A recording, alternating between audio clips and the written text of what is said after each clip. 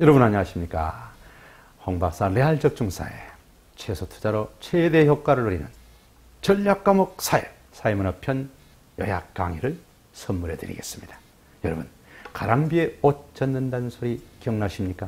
홍 박사 레알적 중사의 사회문화편의 비법은 가랑비에 옷 젖듯이입니다. 콩나물 씨 위에 물을 쏟아부어도 콸콸콸 쏟아지는 그 물소리 속에서 허탈할 것 같지만 그 가운데서도 콩나물이 자랍니다. 홍 박사 레알적 중사의 사회문화편은 기존에 약속드린 대로 세트 강의와 더불어서 사회문화 특유의 비법을 선물 드리겠습니다. 세트 강의, 심플 아시죠? 복잡한 걸 단순화시켜 드리겠습니다. 이지 아시죠? 난해하다 싶은 사회문화편 내용들 쉽게 정리 드리겠습니다. 너무나 복잡다사해서 이걸 어떻게 할까 하고 캄캄한 여러분의 가슴을 뻥 뚫어드리는 터칭 강의로 사회문화편 새롭게 만나도록 하겠습니다. 여러분, 버스커의 벚꽃 엔딩과 더불어 사회문화 파트의 새 장을 열어보고자 합니다. 여러분, 사회문화 파트를 공략하는 최고의 방법, 키워드 하나 알려드릴까요? 가랑비에 옷 젖듯입니다. 가랑비에 옷 젖듯이란 게 무엇일까요? 가랑비를 맞는 순간 여러분, 우산을 꼭 써야 되는가 싶지만 한동안 걷다 보면 축축히 젖어내린 옷을 발견하게 될 것입니다. 머리에 젖어든 물줄기를 닦아내지 않으면 안 되는 순간이 옵니다. 제가 사회문화 파트를 공략하는 비법으로 가랑비에 옷 젖듯이란 말씀을 드리겠습니다. 또 하나 드려도 될까요? 밑 빠진 독에 물 붓기가 아니고 밑 빠진 콩시루에 물 붓기입니다. 콩나물 시루에 물 붓듯이 사회문화 파트는 공략하시면 됩니다. 콩나물 시루에 물을 붓는다는 게 무엇을 의미합니까? 물을 부으면 차는 게 아니라 도가니에 물을 부으면 물이 차는 맛이 나야 되는데 콩나물 시루에 물을 붓다 보면 물이 콸콸콸콸 쏟아집니다. 허탈하지요? 따라서 하십시오. 콩나물 시루에 물이 콸콸콸 쏟아져도 콩나물은 자란다. 이게 사회문화 파트의 비법입니다. 걱정 마시고 홍 박사를 따라오십시오. 홍 박사 리얼 적중사에서는 도대체 포기하고 싶은 사회문화, 그리고 도대체 전문성이라고 바라볼 수도 없는 느낌상 상당히 어쩐 땐 기분 나쁜 사회문화, 이걸 여러분 손아귀에 넣어드리겠습니다. 손에 잡히는 최소 투자로 최대 효과를 드리는 효율성 있는 사회문화 파트 지금부터 시작하겠습니다. 여러분, 사회문화 파트는 총 6파트로 되어 있죠. 수능과 더불어서 3개 출판사가 있죠. 이 3개 출판사의 사회문화 파트, 사회책들 속에서 공통되게 총 6파트로 되어 있죠. 사회문화 현상탐구, 개인과 사회구조, 문화와 사회, 사회계층과 불평등, 일상생활과 사회제도, 현대사회와 사회변동 등이 있습니다. 제가 법과 정치에서 일일이 쓰면서 정리했더니 시간이 너무 갔습니다. 저는 이 시간에 사회문화 파트는 한 손에 쥘 수 있다.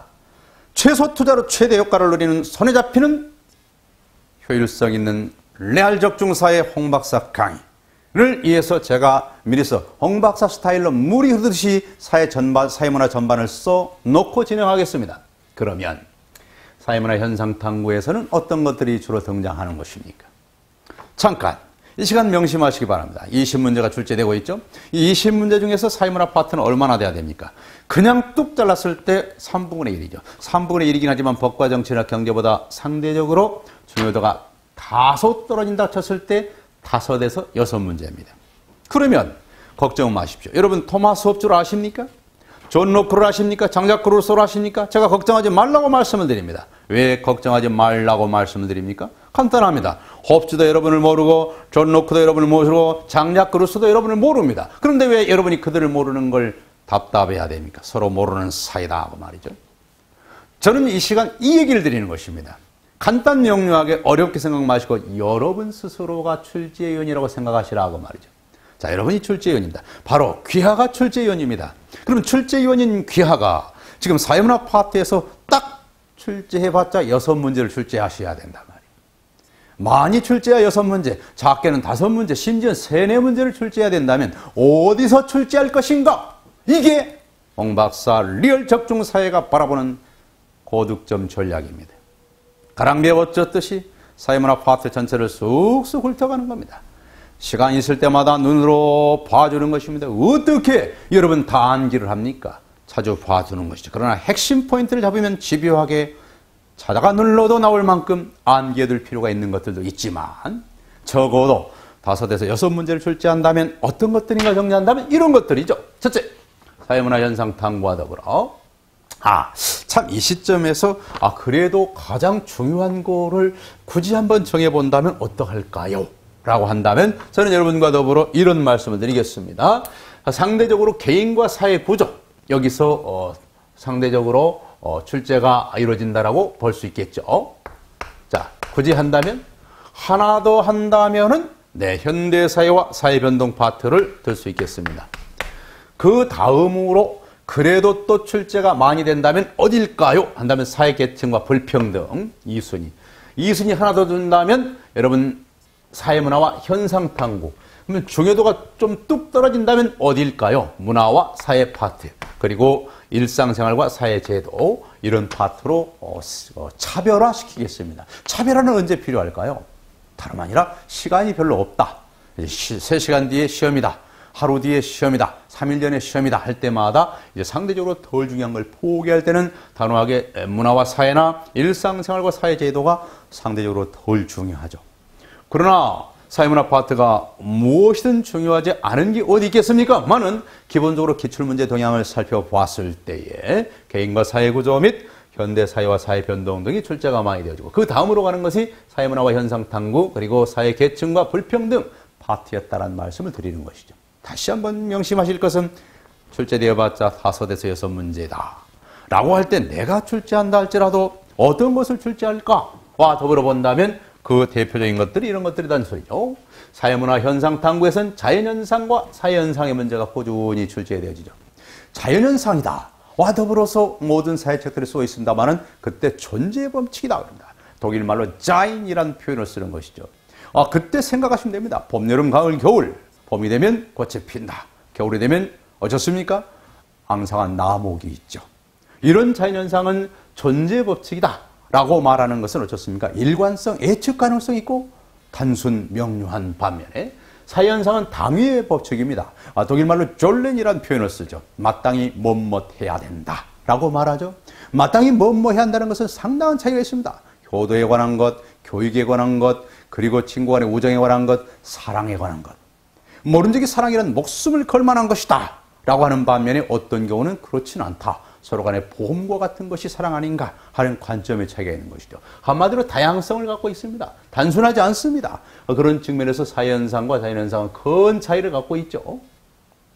이런 측면에서 너무나 큰 차이가 있는 자연과학적 측면과 사회과학적 양 측면과 관련하여서 실증적 연구다 또는 해석적 연구다 하는 것이 사회문화 파트에서 나옵니다. 여러분 기억하실 것은 이런 것들 모두가 따분합니다. 그러나 알고 보면 별것 아닙니다.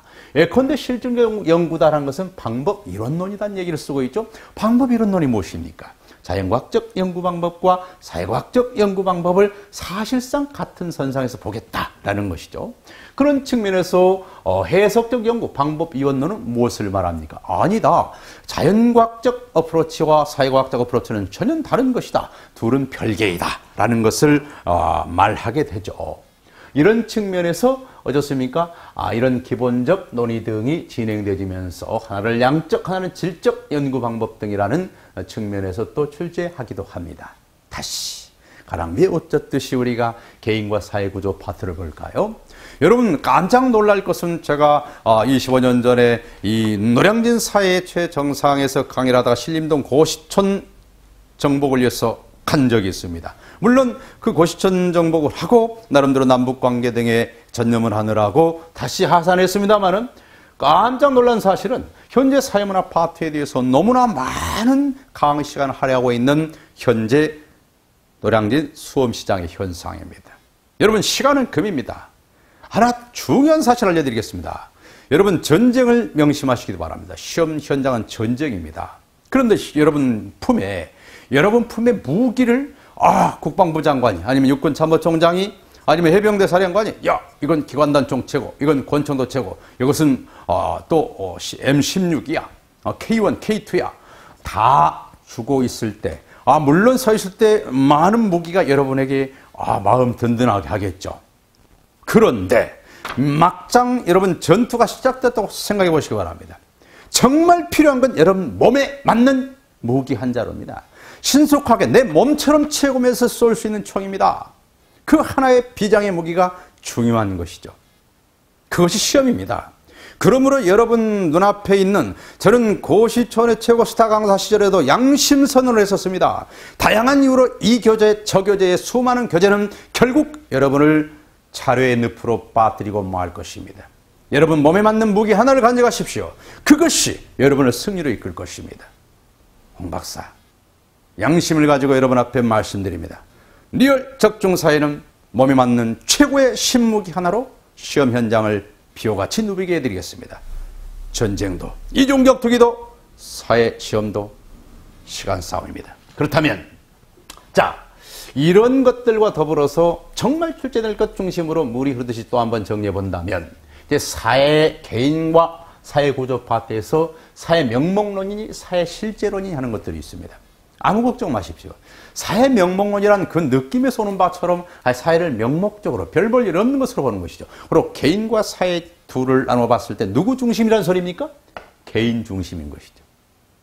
그러므로 사회와 개인을 어떻게 누구 볼 것인가? 개인과 사회 중에 누구에게 무게 중심을 둘 것인가에 대해서 지금 사회 실제로는 사회는 실제적 존재야 라고 말하면서 사회에 무게를 두는 것이죠. 이런 사회 명목론을 기반에 출발한 게 사회계약론이요. 사회는 실제적 존재이다. 마치 유기체와 같다. 한마디로 사람의 인체와 같다. 라고 사회 유기체설이 사회 실제론에서 나오게 되는 것들이죠. 이런 기본적인 틀을 알고 계시다 보면 아무리 서술식 문구를 꼬아 놔도 보입니다.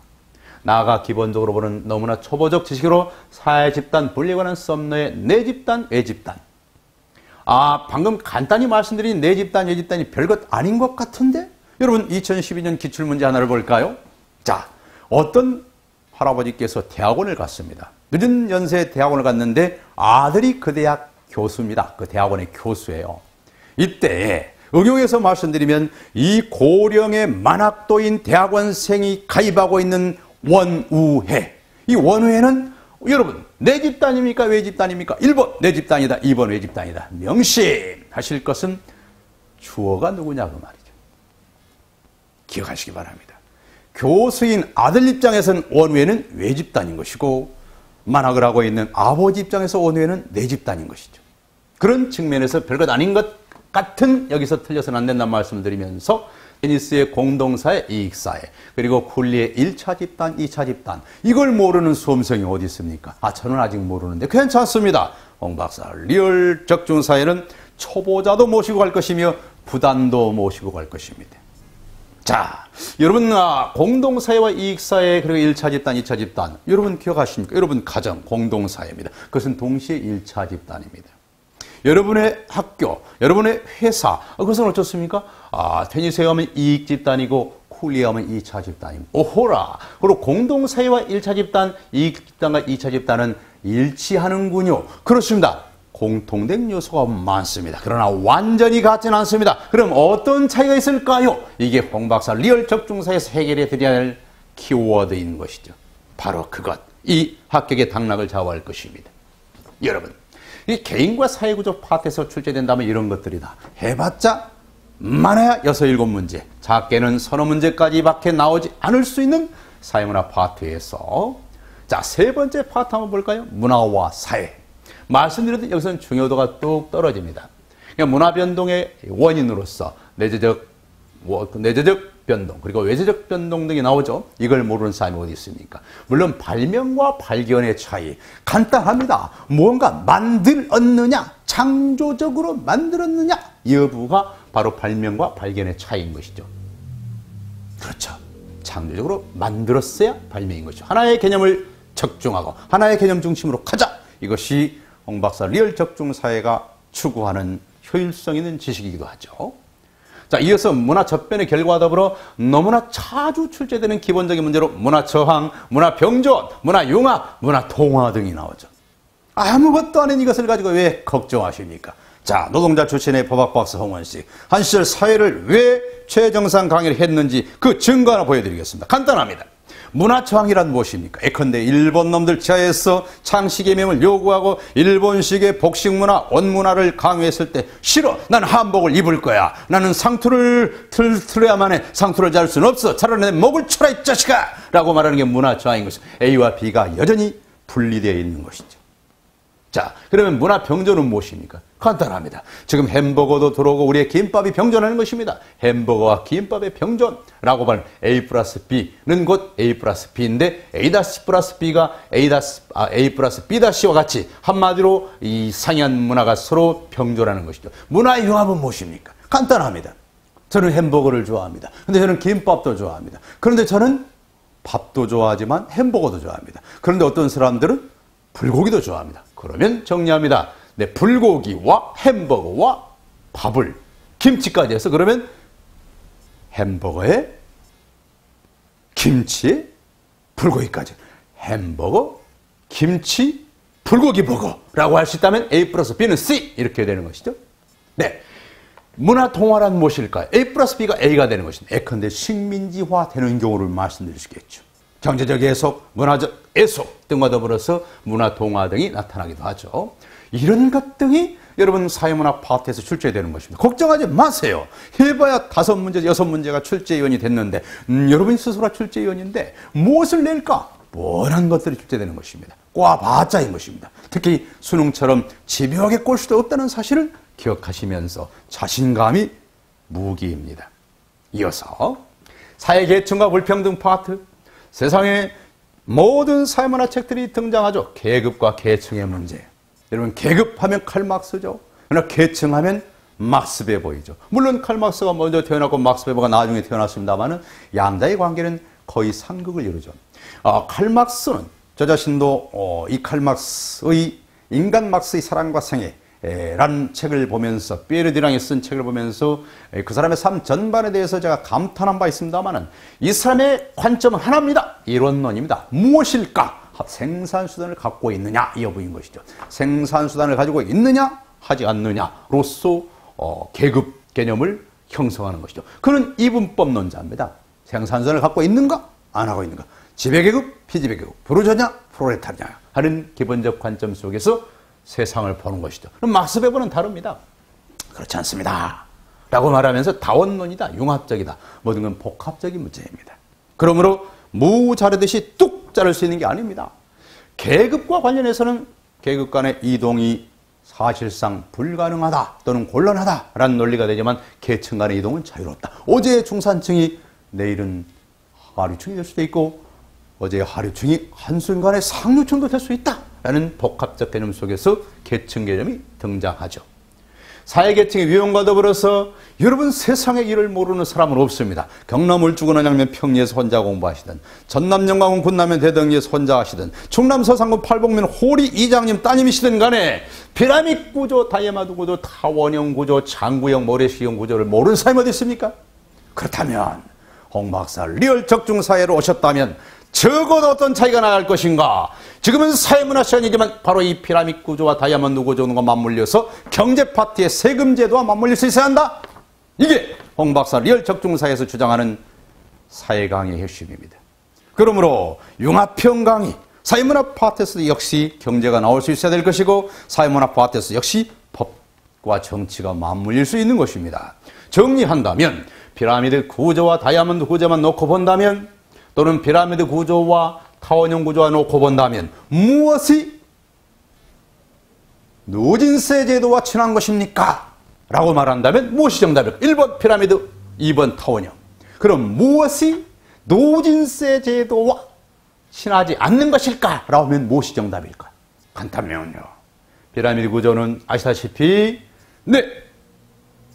소수가 다수를 지배하는 구조입니다. 그리고 소득 불평등이 심화되어 있습니다. 그렇다면 노진세 제도는 피라미드 제도와 피라미드 사회계층 구조와는 거리가 먼 것이요 타원형과는 친한 것이죠.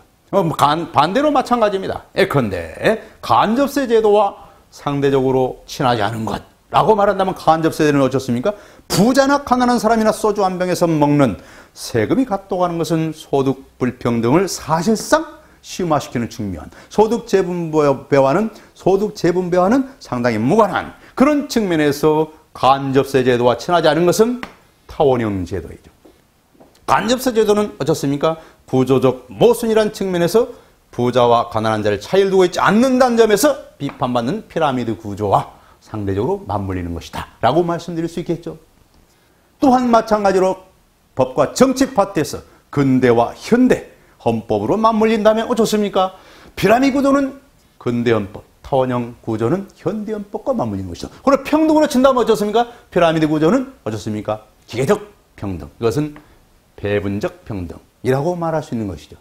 그리고 형식적 평등, 실질적 평등할 수 있는 것이죠. 이렇게 지금 사회문화 파트를 공부하고 있는 우리는 이것을 바로 경제와 맞물릴 수도 있어야 되는 것이고 이것을 법과 정치와도 맞물릴 수 있어야 한다라는 것이 홍 박사 리얼 적중사회가 추구하는 사회 파트임을 말씀드립니다.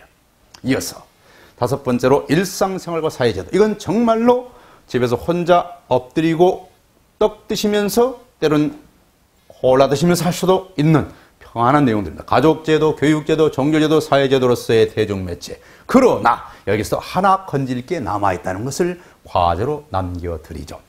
이어서 현대사회와 사회변동 중요합니다. 그리고 양이 많진 않지요. 예컨대 근대화 이론으로 선발자본주의, 후발자본주의, 신흥공업국 그리고 신근대화 이론 등이 근대화 이론과 맞물려서 전통사회를 어떻게 볼 것인가와 맞물리면서 진행되어지죠. 그 다음에 현대사회와 사회변동과 관련해서 사회문제 발생의 원인과 관련해서 사회해체론, 병리론, 가치갈등론, 사회긴장론 그리고 아노미론, 낙인 이론 등을 포함하는 일탈행위 이론 등이 출제되어지죠. 이거 어려울 거 없습니다. 자, 그러면 심호흡 한번 하시겠습니까? 심호흡!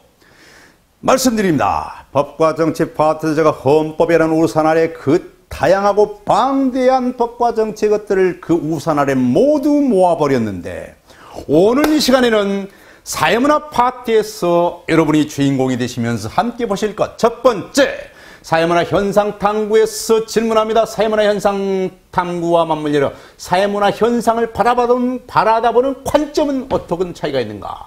두 번째 개인과 사회구조와 맞물려서 사회화와 일탈행위를 바라보는 관점은 어떤 차이가 있는가.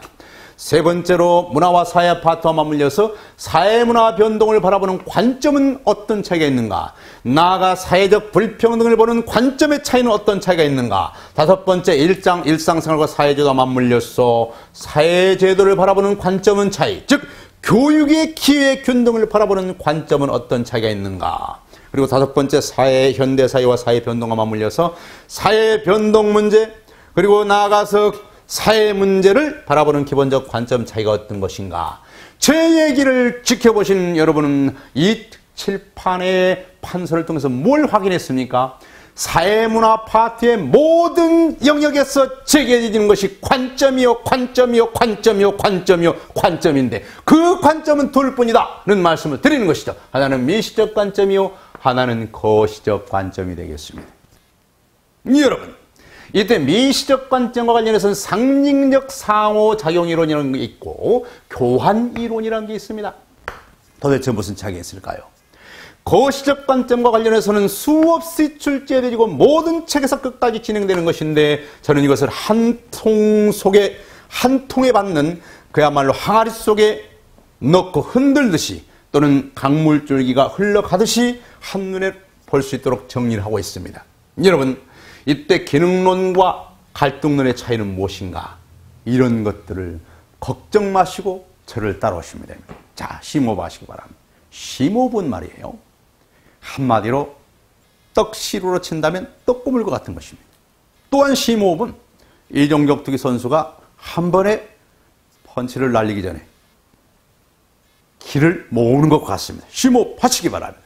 심호흡 하시고, 자, 여러분 생각해 보세요. 이 시간 얼마나 소중합니까? 사회문화 파트가 그렇게 복잡한 것이 지금 판서 하나로 끝나고 있습니다. 이 판서 한 장 속에 모두가 사실 들어있는데 미시적 관점과 거시적 관점의 간단한 차이를 알려드리겠습니다. 이런 것이죠. 청소년의 비행이 있었습니다. 저거 문제야. 요즘 젊은 것들 문제야. 세상에 중고등학생이 저 모양이야. 라는 것과 관련해서 이런 책이 나옵니다. 저 녀석은 타고나기를 싸가지 없이 타고났어. 라고 보는 것이죠. 이게 미시적 관점입니다. 그런데 거시적 관점은 그리 보지 않습니다. 불행하게도 저 아이는 군사문화유산 속에서 군사문화가 바라보는 그 치열한 경쟁이라는 교육제도의 피해자야 라고 보는 것이 거시적 관점이죠. 노숙자 문제 한번 볼까요? 자, 저는 깜짝 놀랐습니다. 당신이 은인입니다 라는 책을 쓴 홍순재 씨, KBS의 강연 백도시에 출연했던 분의 책을 직접 사인받아서 보고 깜짝 놀랐습니다. 이 사람이 그렇게 죽음의 문턱까지 갔던 노숙자였는데 그 노숙자를 바라보는 시각이 이렇습니다. 저 사람은 천성이 게을러 빠져먹었기 때문에 노숙자이고 저런 사람은 도와줄 필요가 없고 그리고 저런 사람에게 돈을 던지는 것 자체가 죄악이다 라고 보면서 그 사람을 한마디로 낙인해버리는 것이 미시적 관점이죠. 인성의 문제, 성품의 문제, 개인의 문제로 보는 것이죠. 그러나 거시적 관점은 다릅니다. 저 사람을 저렇게 노숙자로 만든 것은 대한민국 은행이야 라고 말해버리는 것이 거시적 관점이죠. 대한민국의 금융제도 때문이야. 대한민국의 재정정책 때문이야 라고 말해버릴 수도 있는 것이죠. 예컨대 대한민국의 은행이 얼마나 범죄적 행위를 했는지를 그들은 호소하기도 합니다. 지금 현재는 열심히 일할 준비가 되어 있고 좋은 아이디어도 있습니다. 그런데 과거의 사업을 실패해서 신용이 좋지 않았었다는 과거의 행적 때문에 무한한 잠재력을 갖고 있는 그에게 대출을 해주지 않고 해줘도 고리의 이자를 줌으로써 그들의 재생의 길을 막았기 때문에 도리 없이 그는 노숙자로 전락하여서 유기견을 끌어안고 다리 밑에서 추운 겨울을 날 수밖에 없도록 한 것은 은행 때문이다. 대한민국의 금융정책 때문이다. 라는 것이 거시적 관점인 겁니다. You understand? 바로 이것입니다. 한마디로 개인의 인성이나 성품으로 볼 것인가 아니면 사회 전체로 보는 정책이나 제도로 볼 것인가 하는 것이 미시와 거시의 차이인 것입니다. 그러면 자, 심호흡하셨습니까? 다시 가죠. 상징적 상호작용론과 교환유로는 무엇입니까? 간단합니다. 상징적 상호작용이라 라고 하는 것은 이런 것입니다. 상징체계를 이해해야 되는 것. 상징체계가 무엇인가? 여러분 잘 잤니? 라는 소리 들어보셨죠? 여러분 태어나서 잘 잤니? 라는 소리 언제 들어보셨어요? 한 번도 들어본 적 없습니까? 저는 들어봤습니다. 우리 어머니께서 사랑하는 제 인생의 최고의 은인이신 어머니께서 잘 잤니? 그 음성이 생각납니다. 여러분도 들어보셨죠? 근데 잘 잤니의 의미가 천지차입니다. 군대 가기 직전까지 잘 잤니? 라는 말씀 속에서는 너무나 당연하게 엄마 하면서 손을 내밀어서 냉수를 때로는 우유를 받아 마셨습니다. 애동딸로서 평생을 잘 지내던 그 따님께서 잘 잤니라는 것은 공주처럼 지내던 시절에 너무나 당연한 언어였습니다. 그러나 똑같은 잘 잤니의 뜻이 달라집니다. 자, 군대를 갔습니다. 어떻게 했는지 모르게 관물대 정리했습니다. 입고 왔던 옷 싸서 보냈습니다. 그리고 피곤해 쳐서 자라서 골아 떨어졌습니다. 세상 모르게 잤습니다. 그런데 웬 느낌이 이상했습니다. 뿔끈 일어났습니다 했더니 모두가 연병장으로 집합해버리고 났는데 혼자서 자고 있으니까 말년병장이 앞에 서서 말했습니다. 눈을 비비면서 일어나는 그가 찾고 있는 건 엄마인데 그 신병에게 말했습니다. 잘 잤니? 이 잘 잤니의 의미는 집에서 잘 잤니와 천지 차이죠. 외동딸이 시집을 갔습니다. 꿈에도 그리던 그 첫날 밤, 그리고 신혼여행, 그리고 피곤해 지친 나머지 이제 드디어 시댁으로 돌아왔습니다. 효도하는 마음으로 시어머니, 시아버지는 물론 시할머니, 시할아버지까지 모시고 있습니다. 그런데 분명히 잠들기 전에 생각했습니다. 이야, 내일 아침엔 내가 난생 처음 미역국도 끓이고 반찬도 만들어서 밥을 해서 시어머니, 아버지는 물론 시할머니, 시아버지까지 모셔야지 하고 했는데 너무나 고이 아름다운 꿈에 빠져서 느낌이 이상해서 일어나 봤더니 친정엄마인 줄 알고 엄마 물 줘 했더니 시어머니가 한마디 했습니다. 잘 잤니? 이 잘 잤니의 의미는 처녀실의 잘 잤니와 너무 큰 차이가 있는 것입니다. 사회문화 책들이 천편일적으로 말하고 있는 차 한잔합시다 라고 해서 차 한잔하러 갔는데 차를 마시는 게 아니라 주스로 마실 때 차 한잔 마시자며 라는 의미의 사례나 똑같은 얘기입니다만은 이 상징적 상호작용이란, 인간이란 것은 상징하는 그러한 상징적인 유기체적 체계 속에서 한마디로 정리한다면 그러한 정신적 인간 중심이냐 하는 부분과 더불어 경제적 인간 중심이냐, 한마디로 그런 이해의 문제를 전제로 바라볼 것인가 아니면 이익의 문제로 바라볼 것인가 하는 차이를 갖고 상징적 상호작용으로 나옵니다. 그런데 대단히 중요한 사실을 말씀드리겠습니다. 많은 사회책들이 상징적 상호작용을 설명하려다 보니까 어렵습니다. 이 상징적 상호작용을 가장 쉽게 설명해내는 게 다름 아니라 교환이론과의 비교입니다. 저는 홍 박사 리얼 적중사회는 세트 강의지 않습니까? 복잡한 것 단순화시킵니다. 어려운 것 쉽게 합니다. 그리고 캄캄한 것 뻥 뚫어드리겠습니다. 그렇다면 교환이론과 상징적 상호작용을 맞물릴 때 둘은 명쾌한 정리를 이루어진다는 말씀을 드리겠습니다.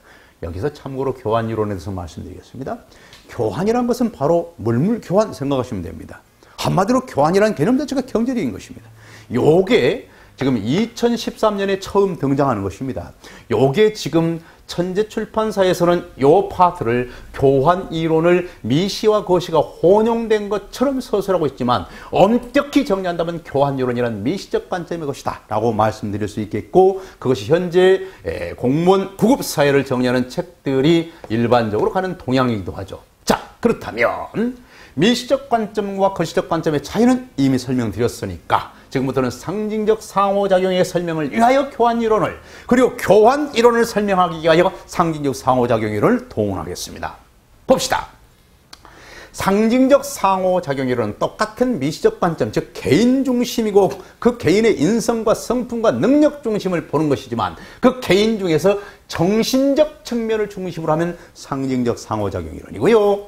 교환이론은 경제적 인간을 중심으로 보기 때문에 교환이론입니다. 그 얘기인즉슨 어떤 사람이 어떤 행동을 함에 있어서 이익을 중심으로 할까 의미를 중심으로 할까에 대해서 상징적 상호작용이론은 의미가 중요하다. 의미가 나한테는 중요한 건 의미다. 얼마만큼의 이익이 있는가 중심으로 보느냐와 더불어서는 교환이론은 이익이다. 나에게 얼마나 유익하느냐 하는 문제로 바라보는 것이 교환이론입니다. 명심하실 건 이것들이 왜 나왔느냐면 사회문화 파트의 총 6파트에서 사회문화 현상을 어떻게 볼까, 일탈행동을 어떻게 볼까, 문화변동을 어떻게 볼까, 사회불평등을 어떻게 볼까, 교육의 기기운동을 어떻게 볼까, 사회문제를 어떻게 볼까에 대해서 대답할 때 미시적으로 볼 때는 둘로 나눠지고 거시적으로 볼 때는 기능과 갈등으로 나눠진다, 이 얘기를 하고 있는 거예요. 지금 정신 차리시고 보셔야 돼요. 그리고 제 강의를 듣다 보면 사회문화 전체를 한눈에 보고 가는 것입니다. 여러분 등산을 해봤습니까? 등산하면서 숲 전체를 알고 가는 것과 아무것도 모른 채 숲을 헤매는 자리에 엄청난 차이를 기억하시면서 대자유를 누리면서 사회문화를 보시기 바랍니다. 그러면 이런 측면에서 미시적 관점은 상징적 상호작용이론으로 간다면 그것은 심리학적 측면으로 보는 것이고, 교환이론으로 간다면 경제학적 측면으로 어프로치하는 것이다. 이 이야기를 좀 더 연결시켜 본다면 사회적 상황에 있어서 그 주관적 의미를 보면서 행동을 결정하는 반면에 교환이론은 이게 나에게 얼마만큼 유익한가를 중심으로 행동을 결정한다는 것이죠. 이때의 유익성은 굳이 경제에 그치지는 않습니다. 내 삶에 있어서 얼마만큼 유익한가, 총체적 유익성을 전제한다는 말씀을 드리는 것이죠. 자, 이렇게 정리해가는 미시적 관점의 상징적 상호작용이론, 교환이론을 비교하니까 개념이 명쾌해지고 있죠. 자, 이 속에서 굳이 상징적 상호작용이론의 장점을 살펴본다면 무엇일까? 기억하실 것, 이익이냐 의미냐에 대해서 의미 중심이죠. 그렇다면 결론적으로 지속적으로 변화하는 사회상에 있어서 어떤 이것이 가치가 있는 의미다라는 것은 일반적이고 보편적이고 지속적이게 되어 있습니다. 효행한다는 것, 봉사한다는 것, 대단히 중요하다. 그리고 남을 나보다 낫게 여긴다라는 것 등의 의미에 대해서는 지속적으로 변하는 사회상에 있어서 설명이 용이한 것이죠. 왜냐하면 여러분 기억하실 것은 어떤 사람에게서 이익이 있다, 유익이 있다는 것은 보편적이기보다는 개별적이지 않습니까? 개별적인 이것은 지속적 변화를 설명하기 곤란한 것이죠. 그러므로 홍 박사의 리얼 적중사에서 명심할 것, 명심하실 것, 상징적 상호작용이론의 장점, 즉 지속적 변화는 사회상 설명이 용이하다라는 얘기는 교환이론에 대해서는 단점이 된다 소리. 즉 교환이론은 무엇이냐? 교환이론의 단점에 대해서 많은 사회책들이 당연히 쓰죠. 보상 없이 행하는 행동, 경제적 가치와 무관한 행동, 비합리적 행동에 대한 설명이 곤란하다. 이게 도대체 무슨 소리냐면 교환이론이라는 것은 어떤 행동을 함에 있어서 이것이 나에게 유익이냐 아니냐를 결정하면서 행동한다는 것이 교환이론인데, 이 교환이론과 맞물리면서 그렇다면 예를 들어서 봉사활동, 이것은 어떻습니까? 그것은 경제적으로 계산이 곤란하죠. 저는 대한적십자사 총재가 임명한 헌혈유공 금장 수상자입니다. 그러면 저처럼 지속적으로 오랫동안 헌혈한 사람은 돈을 받은 적도 없고, 예를 들어서 옷을 받은 적도 없고, 저는 영화 티켓도 받은 적 없지만은 그러한 지속적인 행동 등은 설명하기 곤란한 거죠. 즉 교환 이론으로는 유익성을 전제로 놓고 볼 때는.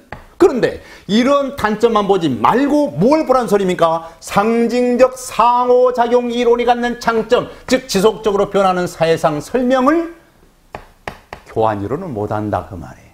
아시겠습니까? 그런데 이때의 상징적 상호작용의 단점이 나옵니다. 즉 상징적 상호작용이라는 것은 기본적으로 미시란 말이야. 미시. 개인 중심이다 보니까 결국 개인 사회나 국가 등 구조 모순 설명이 곤란하다라고 말하는 단점 제시를 하기도 하죠. 그러면 교환이론은 뭡니까? 말씀드렸지, 교환이론이라는 것은 어떤 행동을 함에 있어서 그것이 나에게 유익한가에 관한 것인데, 결과적으로 장점을 본다면 개인뿐만 아니라 그 유익성이 집단적일 때도 행동을 하니까 집단 행동의 설명이 용이하다. 그러나 말씀드렸지, 단점이 있다면 모보상 비경제적이고 비합리적인 행동에 대한 설명이 곤란하다 라고 하는 것과 관련해서 여러분 기본적으로 늘 명심할 것, 이런 미시적 관점, 즉 상징적 상호작용 이론, 교환이론은 기본적으로 미시적이란 것이죠. 자, 없는 시간이지만 요약해서 말씀드리겠습니다. 거시적 관점은 기능론과 갈등론으로 나눠집니다. 자, 심호흡하십시오. 심호흡하시고 이 시간을 집중해 보는 것입니다. 여러분, 판서 하나로 사실상 사회문화 전체를 총정리하고 있는 시간입니다. 여러분에게 대단히 중요한 시간입니다. 숲을 볼 줄 알 때 등산로에서 헤매지 않고 신속히 산을 넘을 수 있습니다. 해가 져도 걱정이 없습니다. 길을 알기 때문입니다. 보세요. 자, 집중하시고, 기능론과 갈등론이란 무엇이냐? 키워드. 기능론의 최고의 키워드는 사회 유기체설입니다. 유기체설. 기능론이라 그 말은 마치 장기가 모두 연합되어서 우리의 인체를 이루듯이 손끝 발끝 안에 있는 수많은 심장, 허파, 다양한 것들이 하나의 몸을 이루듯이 이런 것들이 모두 하나로 연결되어서 기능을 하는 구조로 보는 것이 기능론적 관점입니다. 다시 정리합시다. 명심합시다. 도대체 이 시간 기능론과 갈등론이 왜 나왔는가 다시 물어본다면 사회문화 현상을 어떻게 볼까? 사회 일탈의 문제를 어떻게 볼까? 사회문화 변동을 어떻게 볼까? 하는 것, 교육의 기회비 변동을 어떻게 볼까? 사회 문제를 어떻게 볼까에 대해서 저 문제가 발생한 이유인 즉슨,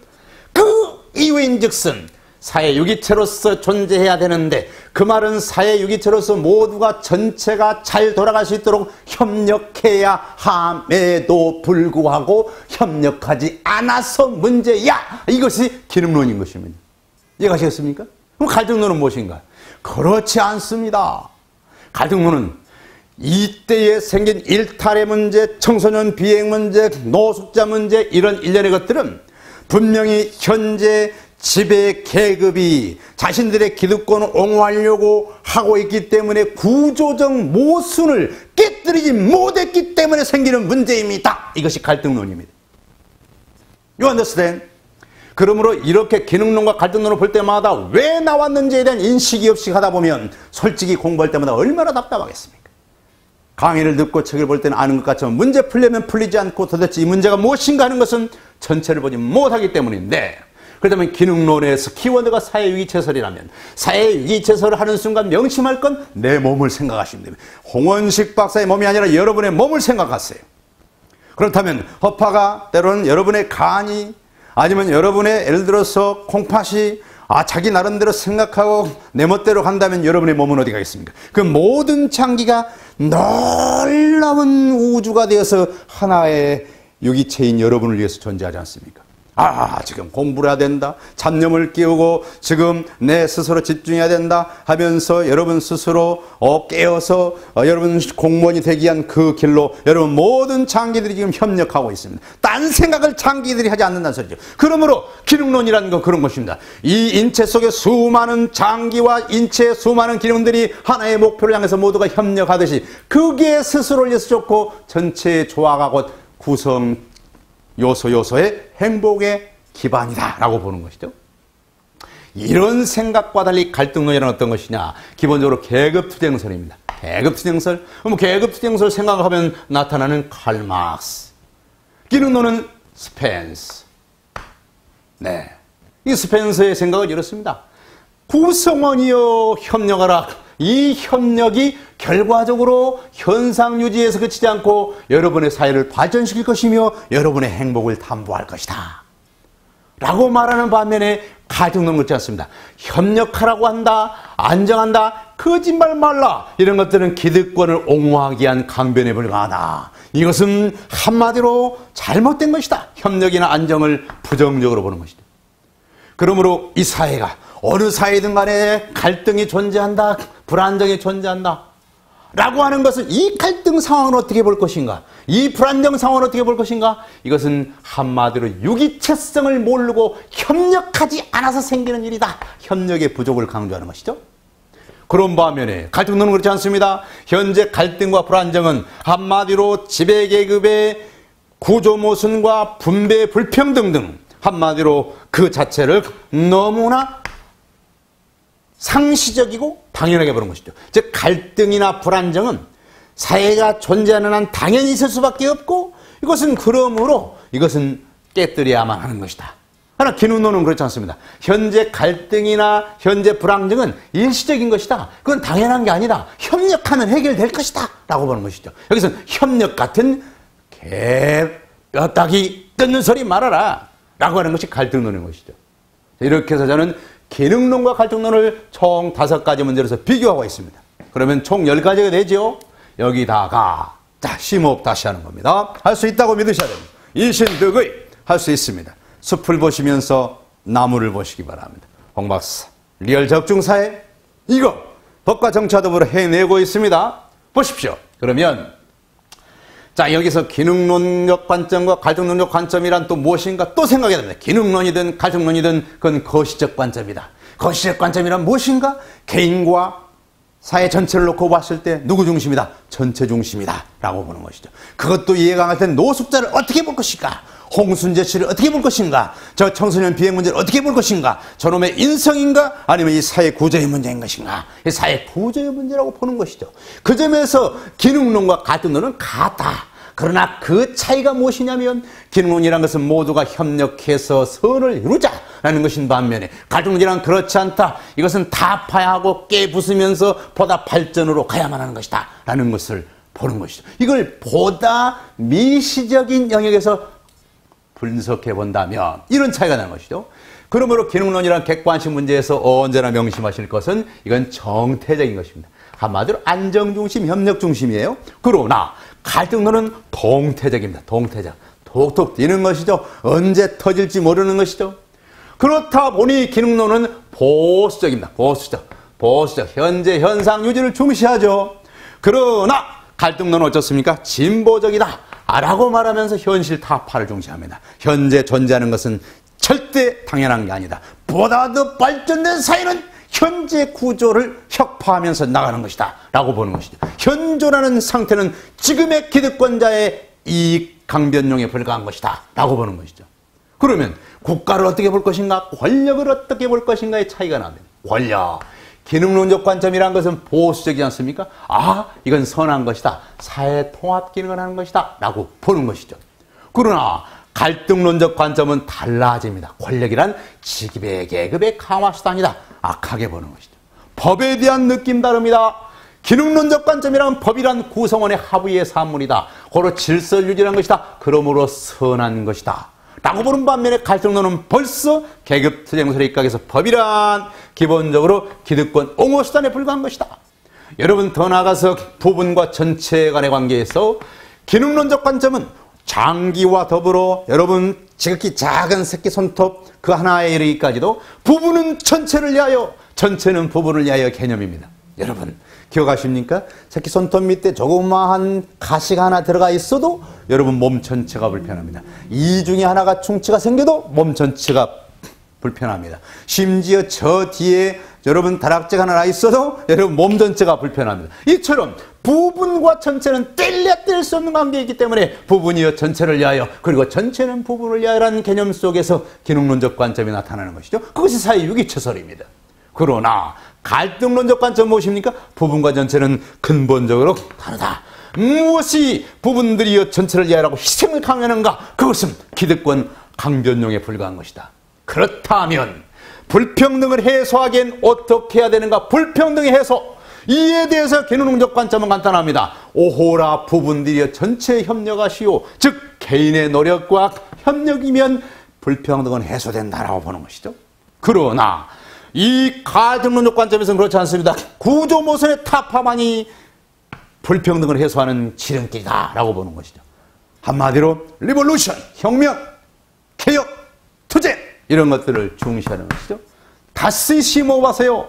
뭘 하고 있는가 지금 이 시간에? 홍 박사는 리얼 적중사회, 지금 뭘 하고 있습니까? 사회문화 파트 모두에서 큰 강물처럼 흐르는 도도한 흐름 속에서 사회문화의 모든 문제를 바라보는 관점은 미시적 관점과 거시적 관점으로 나눠지고 있으며, 그 미시적 관점과 거시적 관점 속에서 차이는 개인의 인성을 볼까 전체를 볼 것인가의 문제이고, 거시적 관점은 다시 이걸 사회 유기체설로 볼 것인가 계급투쟁설로 볼 것인가에 대해서 적나라하게 정리하고 있는 바, 현재 양자 간의 비교는 총 20가지이며 20가지를 다시 주고받고 하면 40가지로 객관식 문제가 정리되고 있는 것입니다. 여러분, 적어도 이 안에서 걸리게 돼 있다고 저는 감히 말씀드리는 것입니다. 자, 그러면 한 발짝 더 나가볼까요? 저는 약속드렸습니다. 여러분, 사회 파트가 법과 정치와 사회문화와 경제가 있는데 법학 박사인 홍원식 박사가 바라보니 그 모든 것들은 물이 흐르듯이 한 손 안에 넣을 수 있다. 손에 잡히는 효율적 사회 강의, 사회 과목 가능하다. 와 더불어 이제 출제되는 문제 속에서 비판 파트가 꾸준히 출제되죠. 비판. 정리해봅시다. 지금 기능론적 관점에서 굳이 비판한다면 사회개혁을 경시하는 거죠. 개혁을 경시해.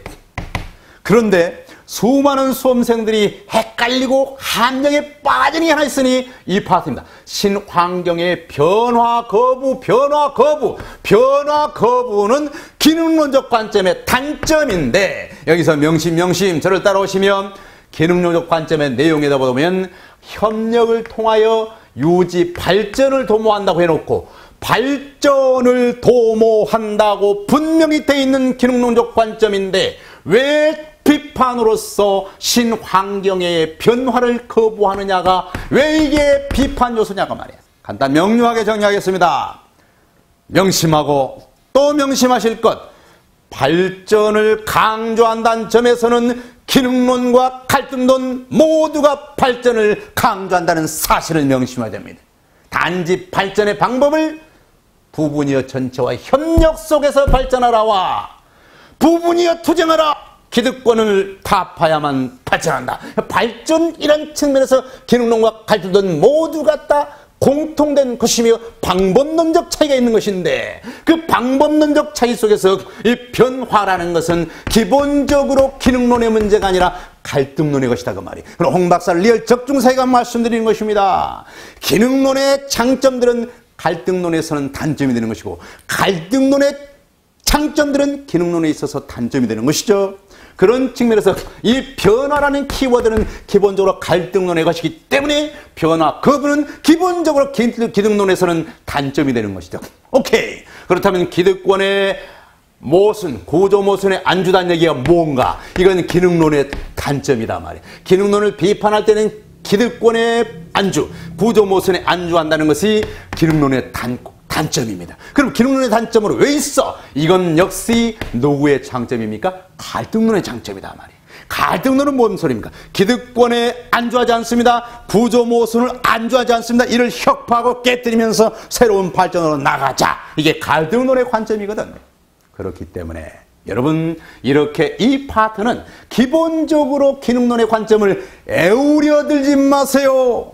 오원식 박사의 외침입니다. 어찌하면 될까? 갈등론의 장점 알고 계시면 그것들은 기능론에 가면 단점이 되는 것들, 기능론의 한계가 되는 것이죠. 오호라, 그렇다면 갈등론의 관점에서 갈등론의 비판 요소는 무엇일까? 오호라, 어디서 무슨 소리냐? 사회 협동과 조화를 경시한다. 협동, 조화하는 순간 명심할 것, 기능론의 관점이지 않습니까? 기능론의 관점이다 말이야. 그리고 기능론의 관점이 갖는 이 장점을 갈등론은 할 수 없거든. 그렇습니다. 통합과 협력의 시너지 효과를 경시한다. 그리고 통합이나 협력이라는 것은 1과 1이 만나면 2가 아니라 3이 된단 말이야. 너와 나의 힘이 합치면 네 힘 30, 나의 힘 50에서 80이 되는 게 아니라 100이 되는 거야 라는 것이 통합의 시너지 효과인데, 이 갈등론은 통합의 시너지 효과를 설명하지 못한다 라고 말하는 비판을 받는데, 요게 바로 위에 있는 기능론적 관점이 갖는 장점이거든요. 그 장점을 갈등론이 발휘하지 못하는 것은 너무나 당연하다, 이런 얘기입니다. 이어서 법적 안정성의 순기능을 경시한다. 간단 명료하죠. 법적 안정성의 순기능은 기능론적 관점의 장점이거든요. 오케이. 자, 이렇게 총정리하고 나니까 여러분 심호흡하면서 현혹되지 마시기 바랍니다. 명심하시기 바랍니다. 전쟁터 같은 것이 시험장입니다. 여러분 관념론에 빠져서는 안 됩니다. 수많은 책이 있고 수많은 자료가 있다고 합격하는 게 아닙니다. 여러분의 몸에 맞는 비장의 무기를 쥐고 계셔야 됩니다. 여러분 시험이 내일 모레로 다가올 때마다 수많은 방대한 자료는 여러분의 무기가 아니라 흉기가 될 것임을 저는 감히 선포하는 바입니다.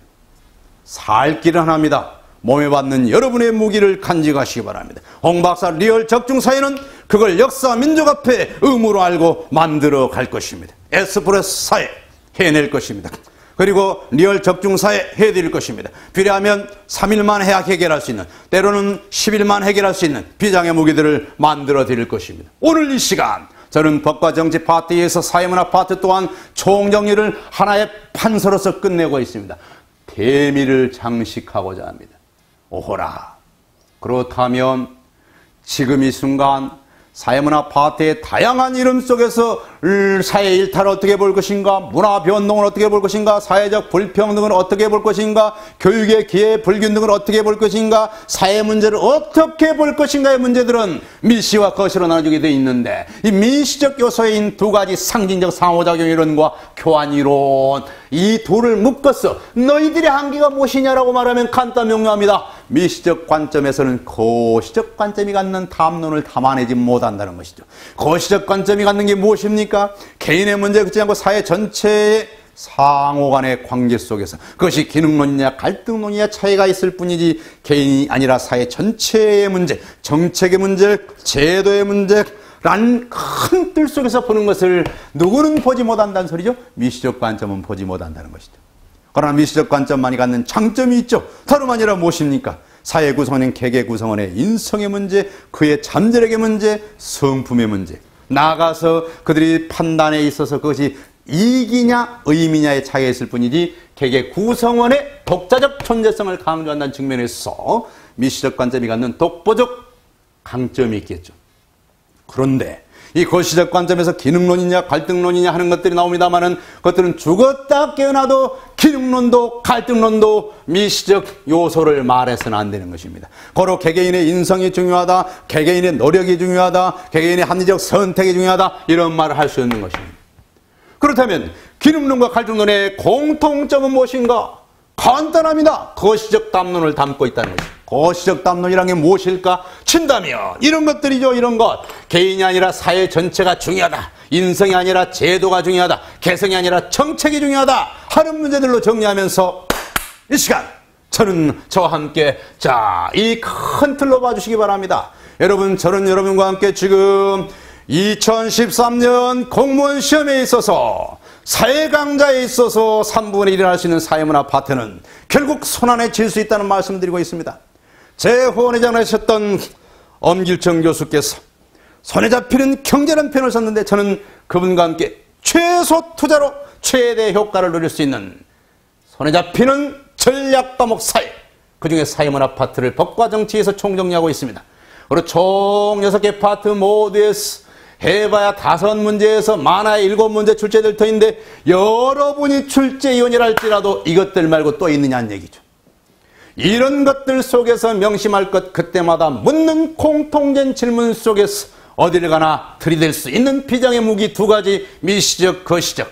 그리고 미시적에서 상징적 상호작용과 교환 이론 따로 공부하지 마시라. 개념을 유기적으로 분석하시면 명쾌하게 머릿속에 정리돼 버릴 수밖에 없다. 어느 청소년 노동자 출신의 홍원식 박사가 이 전체를 책을 보지 않고 쭉 정리할 수 있듯이 여러분은 더더욱 할 수 있다. 왜? 역사는 발전하기 때문에. 여러분은 저보다도 위대한 존재들입니다. 걱정 마시고 여러분 시험장에서 비장의 무기는 수많은 무기가 아니라 여러분의 몸에 맞는 최고의 효율적 무기란 걸 명심하시기 바랍니다. 단 한 자리의 권총이라도 몸에 맞는 것이 필요한 것이지 여러분 몸에도 맞지 않는 예를 들어서 M60 기관단총이 도대체 무슨 의미가 있겠습니까? 범람하는 자료의 늪에 빠지지 마시기 바랍니다. 여러분은 시험 전날 하루 만에 정리할 수 있는 비장의 무기를 여러분의 무기로 삼으시기 바랍니다. 그러려면 거시적 관점 속에서 양자의 기능론과 갈등론에 대한 총 20가지지만 유기적으로 정리하면 40가지의 분석이 이루어질 것입니다. 그리고 그에 대한 비판 아무 걱정 마시기 바랍니다. 기능론은 갈등론의 것을 가져올 수 없다는 것이며 갈등론은 기능론의 것을 가져올 수 없다는 것은 너무나 당연한 것이 그건 암기의 문제가 아니라 법학적 논리의 문제라는 말씀을 드리면서 저는 강의를 시작하면서 여러분과 함께 머스크의 벚꽃 엔딩 노래를 듣고 일부 가사를 함께 했습니다. 여러분 인생의 봄날은 여러분의 몫입니다. 타성해졌지 마십시오. 생각을 바꾸십시오. 그리고 자신감을 가지시기 바랍니다.